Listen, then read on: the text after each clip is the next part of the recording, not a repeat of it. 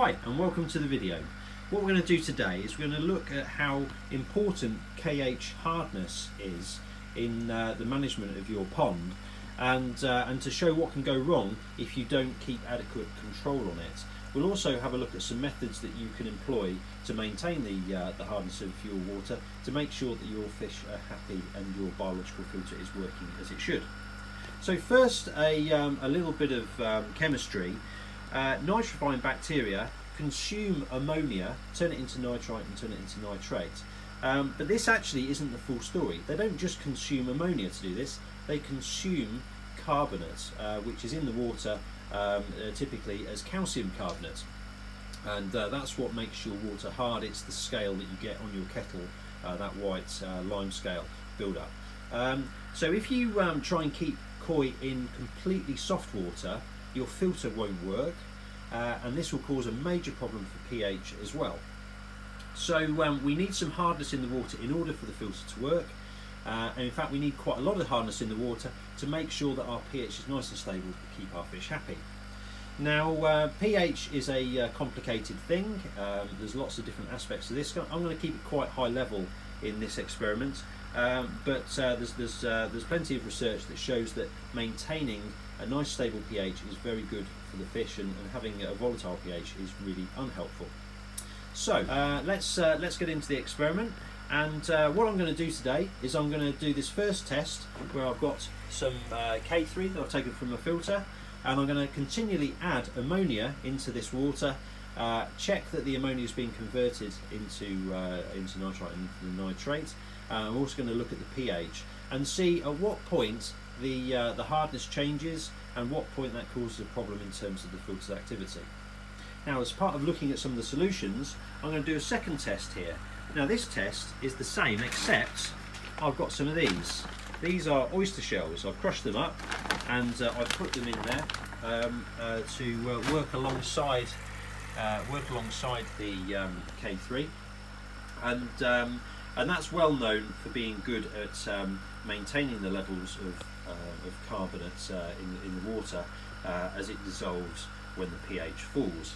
A word of caution, a lot of people have commented that getting oyster shells is actually harder than you think, and, if you buy them off eBay, particularly if you get them in the crushed form. So make sure you buy your oyster shells from a reputable shop, and if you end up with just normal crushed shells, these are nowhere near as good, because really you want the high chalk content that comes with oyster shells, and other shells don't dissolve very readily in water, and therefore they do very little to protect your pH and buffer the calcium carbonate in the water. Okay, now let's look at the tests we're going to do as part of this experiment. So to do this test I'm going to use three different tests. First of all I'm going to use the NT Labs pH test, which is this one here, and we're going to be looking for the colour there, and done the first test here, which is somewhere in between those, towards 8. My pH is generally about 7.8 here, and I've done that using a digital meter. But the second test is ammonia. I'm going to use this API test with that's the colour chart there. So we're going to be looking for it to be yellow, and if it's going towards green, then that's when we know there's some ammonia in there. This is just an initial test of a few drops of my ammonia solution. And then the last test is this KH test. Now this is quite different to the others in that this doesn't give you a colour on a different scale. Instead you count the number of drops in order to keep the colour the right level. So I'm going to do this here and demonstrate it just so you can understand how it works. So how this works is you count the number of drops, and let's do this one now. So do a drop there, put the cap on, give it a shake, and you see it initially appears to turn it yellow, but if we give it a shake it will go blue, which demonstrates that there's some hardness in there reacting with the test kit. So take the lid off, do another drop, shake it, it will keep on going blue until the last time where you do a drop and it turns yellow. And the number of drops in total is the number of degrees of hardness in the water. And for me here, I tend to have about 8 degrees of hardness So it takes 8 drops in order to turn that yellow.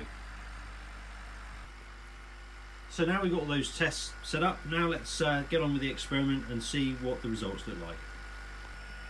Okay, so we've got the results in. Let's first of all take a look at the pH. So I've summarised the results here. I haven't shown all the tests I did because there's an awful lot and it would be quite difficult to see.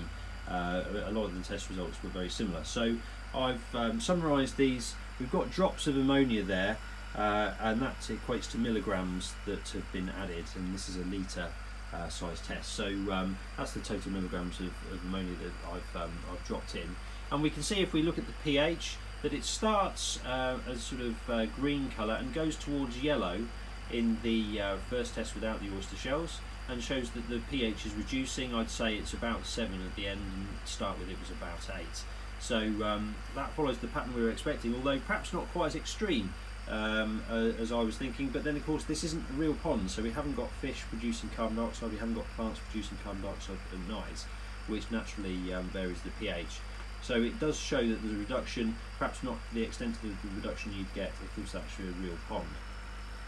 Then if we look at the one with oyster shells, that seems to do a slightly better job of maintaining the pH, but doesn't seem to do that much. It still drifts down from a green colour to a yellow colour, but this last test I left for a week. I didn't add any more ammonia, and I just left it for a week to see what would happen. And the pH seems to have risen slightly there, perhaps as the calcium dissolves and buffers that pH, even though the water is it's got quite a low level of hardness. If we now look at the ammonia test, well, that's a very different story. When we get down to less than 2 degrees of hardness, or well, around 2 degrees of hardness, that's when we start to have problems with the ammonia being converted, and you see that very clearly here in the first test. If we have a look at the second test, again, if the hardness dropped below 3, we start seeing a slight rise in ammonia, that test on the right there. And it's not to the same degree that we have without the oyster shells, but it's still pretty significant and something we want to avoid. So we really need to be looking at ways that we can keep the hardness well above 3 degrees in order to make sure that our biological filter can work as effectively as possible. So what are our conclusions? Well, it's clear that maintaining appropriate hardness within your pond is essential in making sure that your biological filter can work effectively. And in this test we've shown that you need to maintain the water above 3 degrees in order for the filter to work effectively and efficiently. But the thing is that I've read that really you should be aiming to have more like 6 degrees of hardness in your water in order to buffer the pH fluctuations that you experience on a daily basis as a result of the fish and plant respiration. So the way to do that is by using things like oyster shells in the water, but more importantly having adequate water changes to make sure that the level of hardness is sufficient and stays at that level continually to keep your fish happy. I'm going to cover in a separate video some thoughts about the size of water change that you need to do for different levels of stocking of koi and different size ponds, so look out for that one. But that's it for today. I hope you found that useful.